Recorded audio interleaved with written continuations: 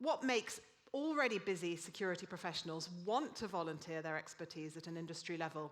And what are their aspirations for TAPA EMEA during their 3-year term of office? Well, let's find out. And to do that, please welcome your TAPA EMEA Board of Directors, Marcel Saarloos, Gino Laios, Björn Hartong, Leonie Buthey, Antonia Knezevic, and Thorsten Neumann.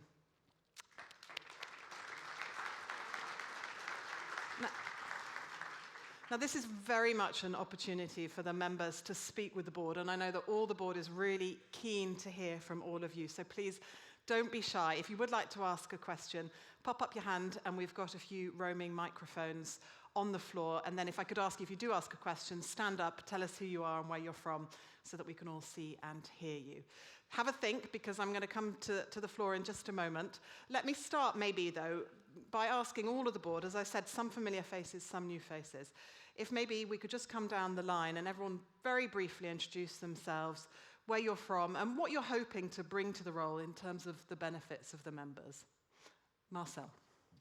Marcel Saarloos, and sometimes you see my face in the Vigilant and here on stage. So I'm with TAPA not as long as Thorsten, but almost from the beginning, so more than 20 years, and also for a long time in the board.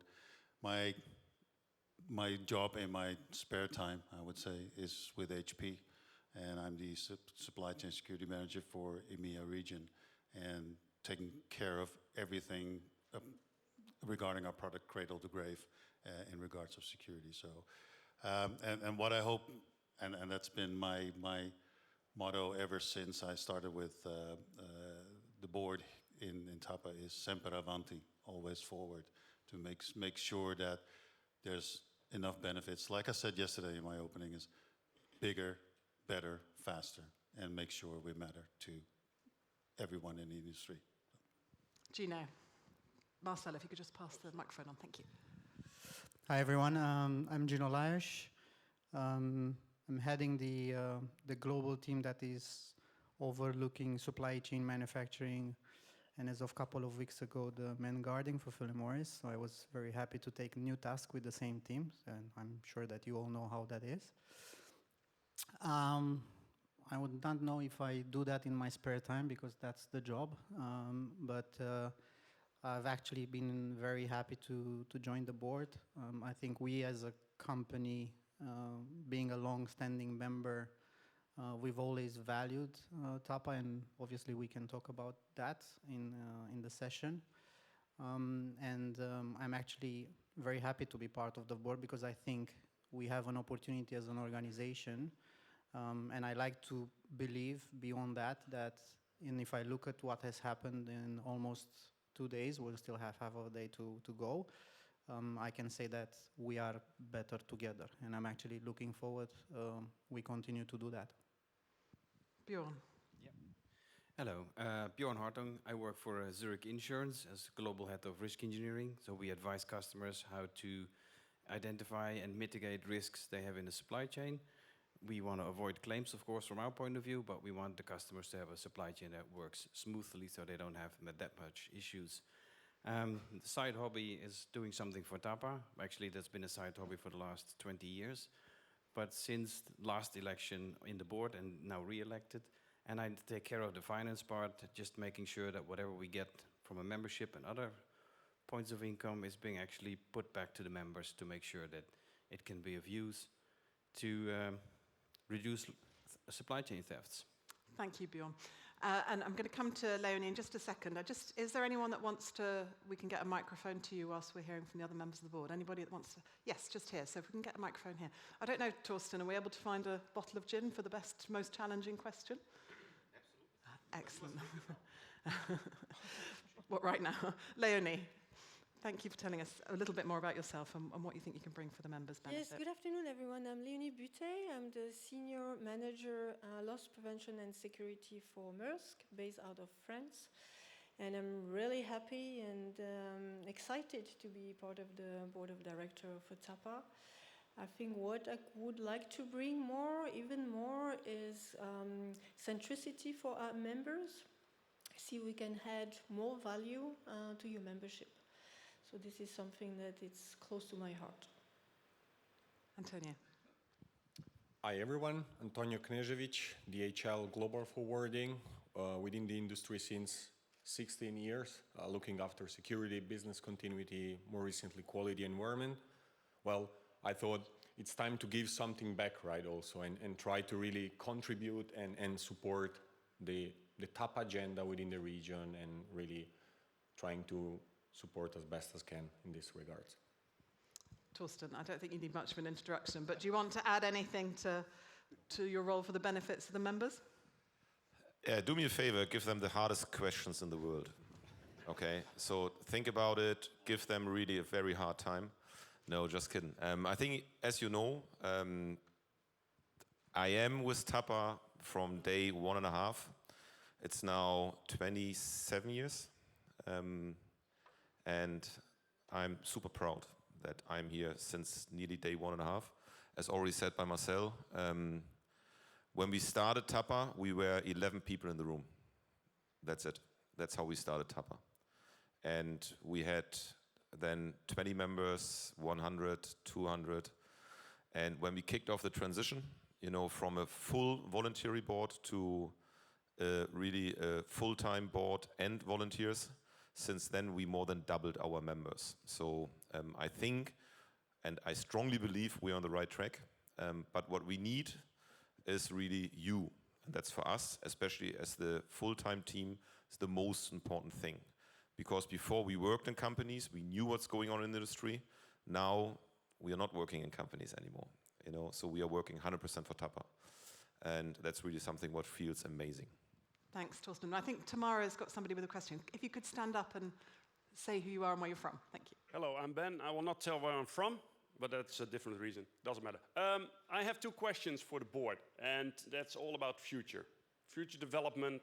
I hear you speak a lot about where we're going, but the youth is the future. I heard you talk about next gen. So what are the concrete plans for the next gen? And the second question is related to that, and that also counts for, let's say, the older people. Have you ever thought about a mentoring program? Because mentoring, you can be a mentee or a mentor, but everybody, doesn't matter your age, where you sit in an organization, can use a mentor. Have you thought about that? 2 questions. Gino, let me come to you on that.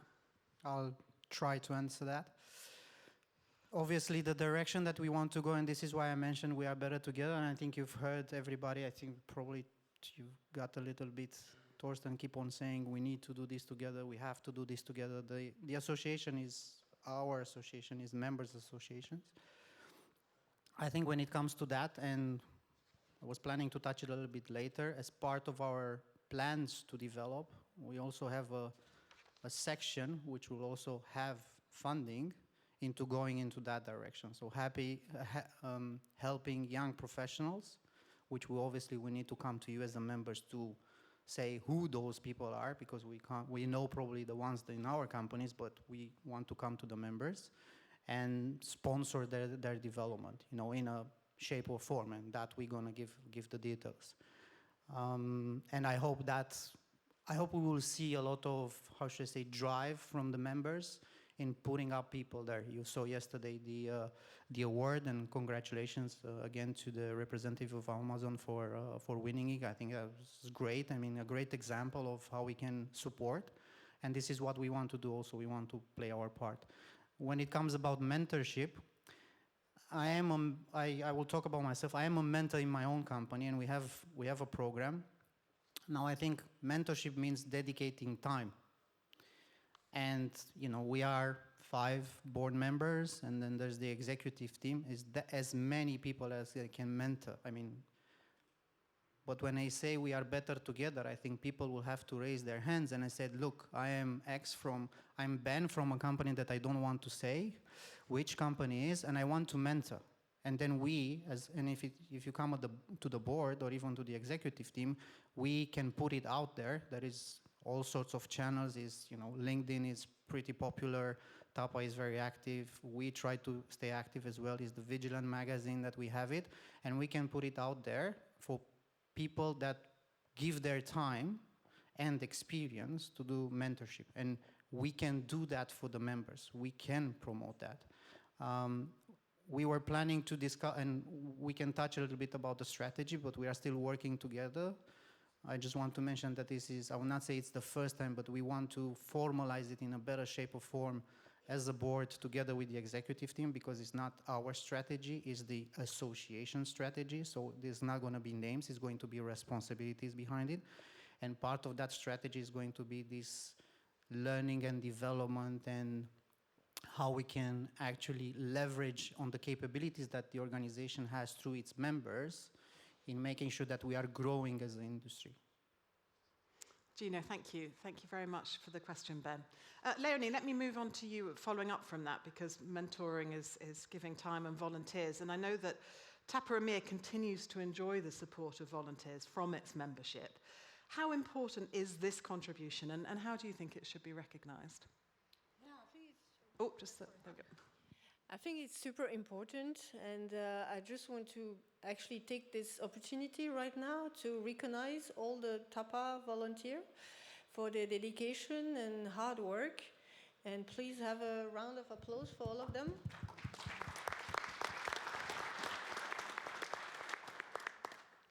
And I think we, at the board, we were discussing actually that topic, and we feel that it's really important. And again, like Gino was mentioning, we're going to go into different programs, and volunteer is also one of them. And in terms of what the association's needs are, is there a need for more volunteers, and if so, in what capacity?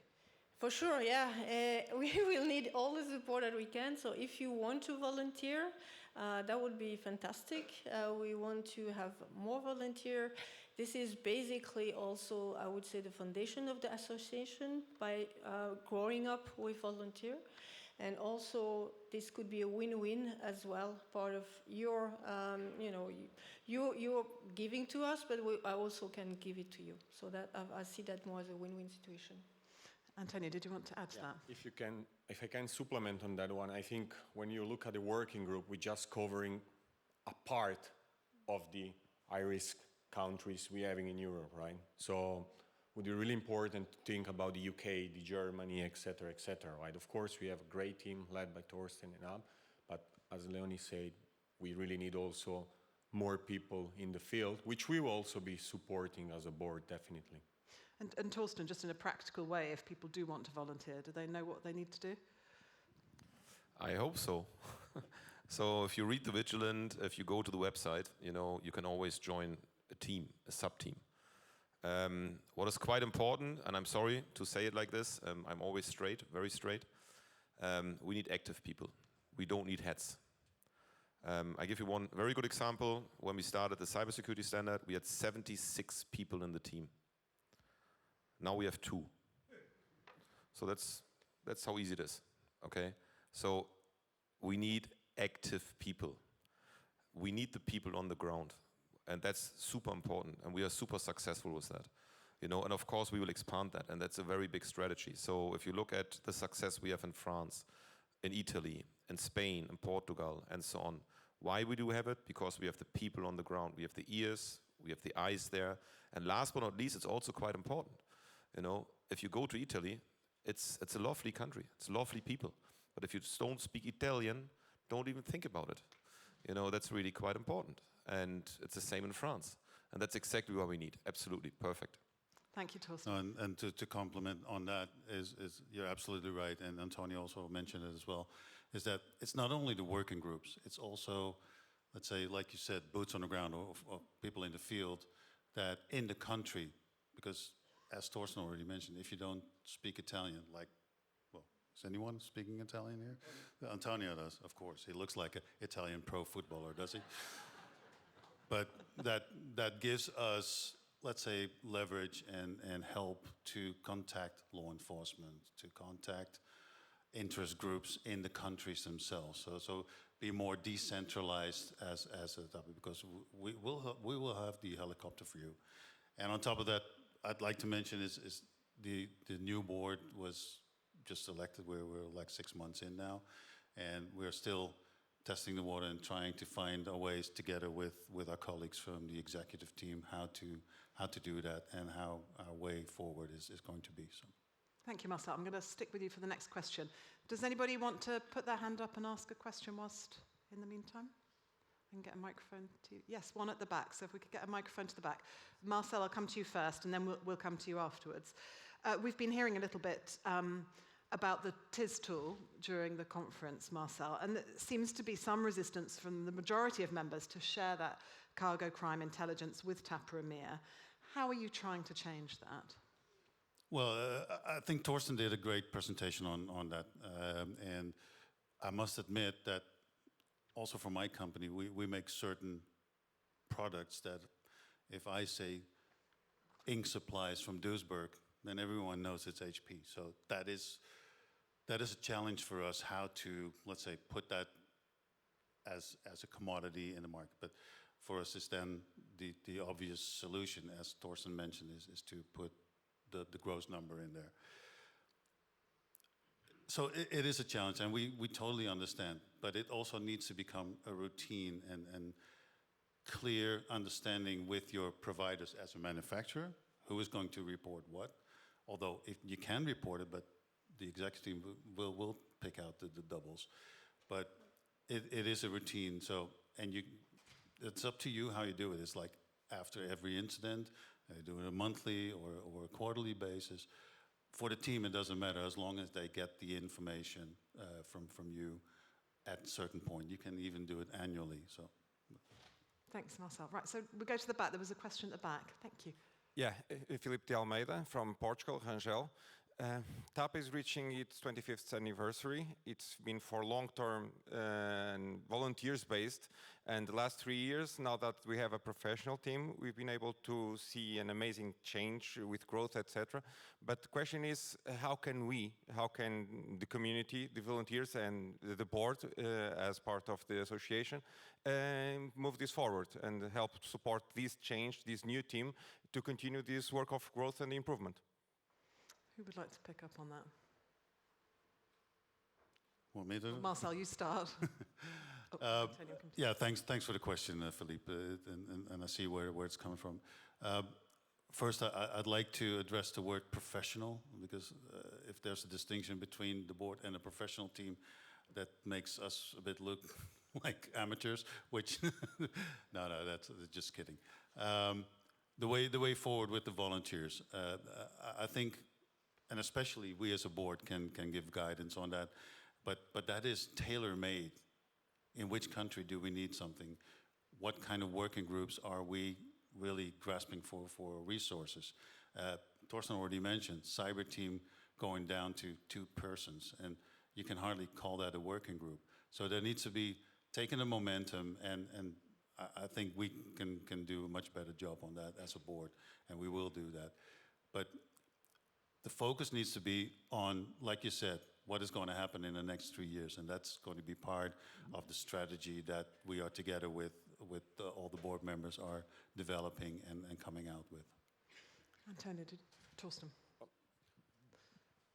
What I wanted to say actually was, it's also, it's our own association, right? So we have now a good professional team dedicated. We have the board who supports, but you also need to be active, right? It's being active at the end of the day. It's not just joining the conference, the networking. There is a lot going on, and where we need your expertise, right? We have quite some expertise here, but we don't have all the expertise in every single corner of EMEA, right? So that's why we need really your input, being an email, being a call, being an active promotion or whatever activity you feel would need our presence, let us know, right?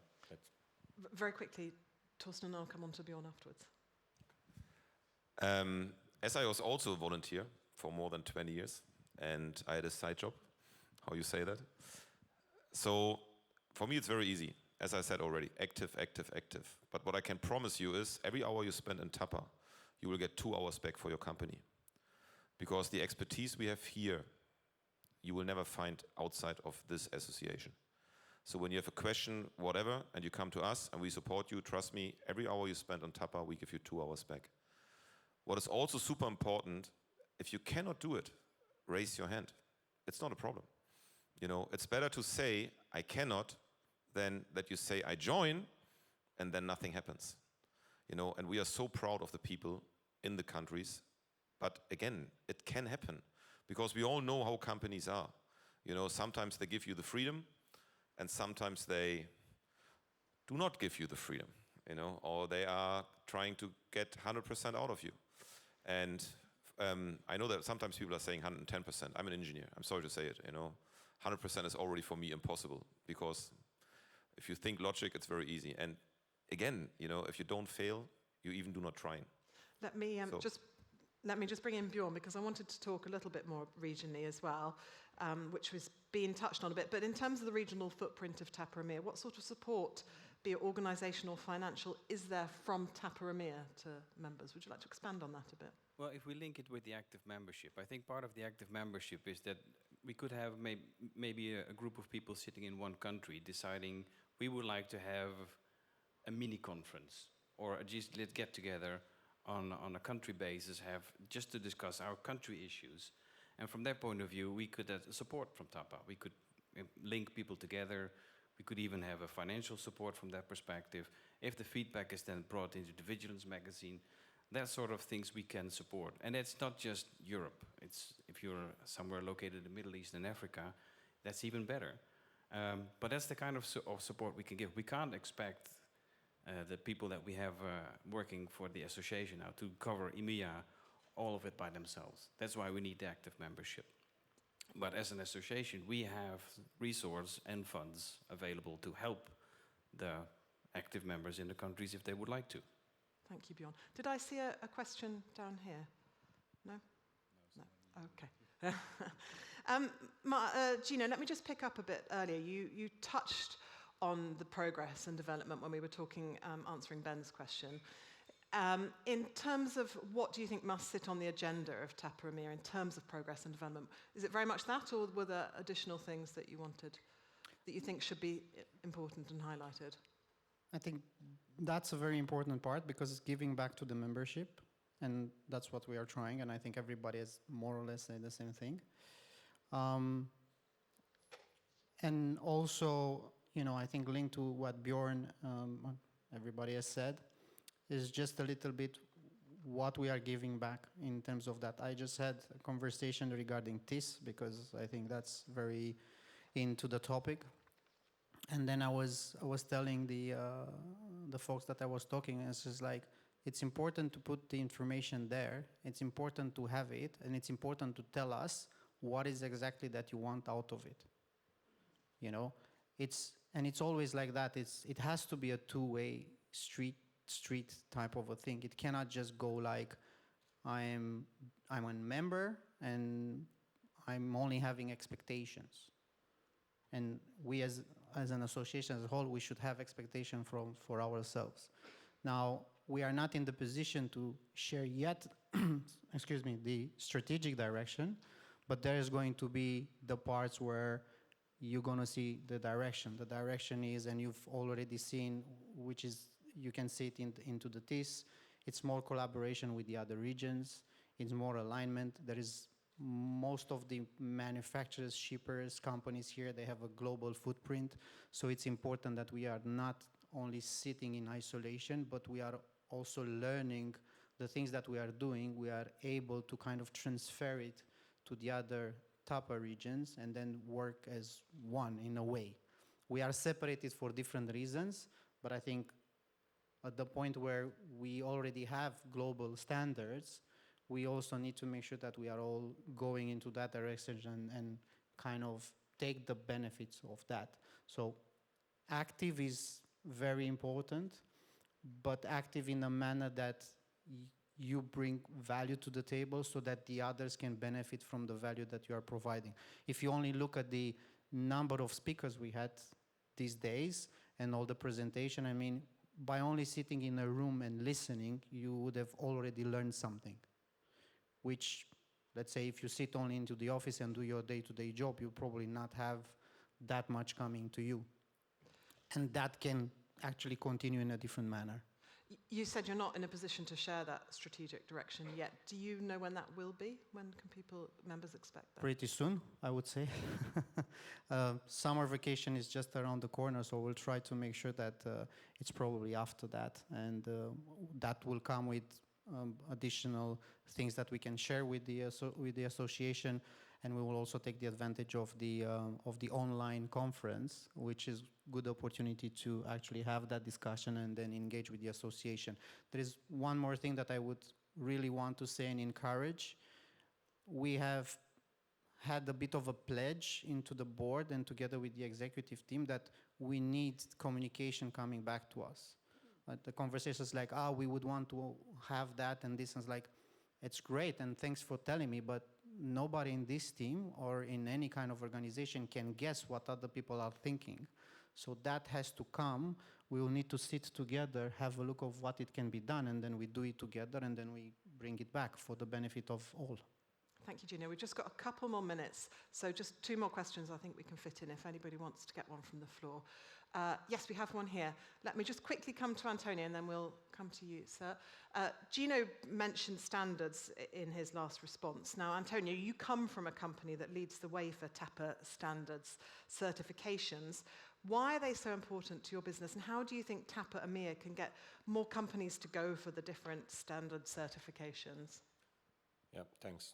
Very good question. Well, actually, it's the common language we all speak, right? And this is why it's so, let's say, present in our organization, because it makes our life easier and at the same time protect our people and our customer assets, right? So I think, again, I can only encourage anyone to really start with a membership, then you see how it goes, but already by that, starting to be involved, getting the updates, the vigilance, so on and so forth, that will raise immediately your awareness, right? And then you can spread it further within the organization. So I think that would be my first tip/step, which I would recommend to everyone. Yeah.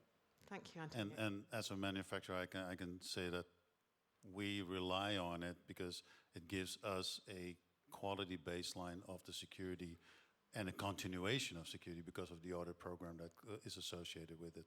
So, and it has nothing to do with DHL as one of our providers, but it does help. I think we have a final question here. Yeah, hi. Hi. This is Kausar from Toll Group UK. So with cyber security standard coming in, so is there a plan for reporting incident in this tool when it comes to cyber security incident?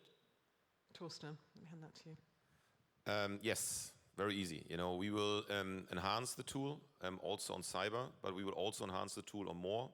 So just to let you know, it's not 100% confirmed, but we are in discussions, for example, with different customs authorities, and Europol also asked if we could add illicit use of containers and if we could add, for example, counterfeit. So this will be added pretty soon. And of course, as you said quite correctly, cyber will be also part of it.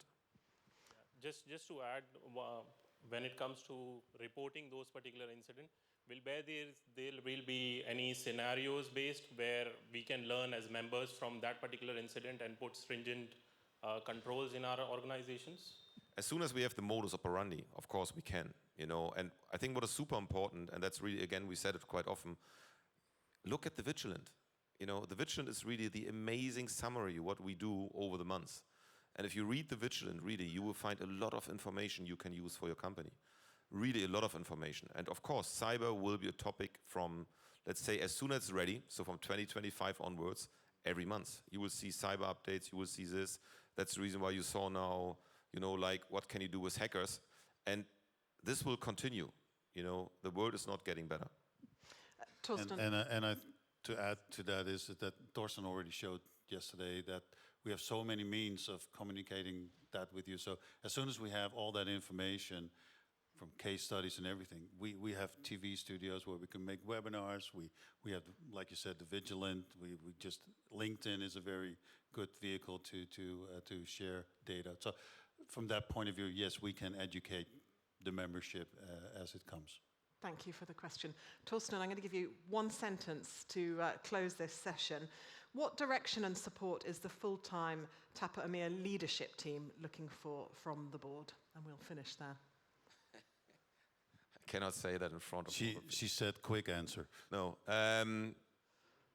Trust and advice. That's the most important things for us. Trust and advice. Fantastic. Well, please do join me in thanking your board for all those questions. And I know that they are here for the remainder of the event if you wish to catch up with them in one of the networking breaks. Thank you.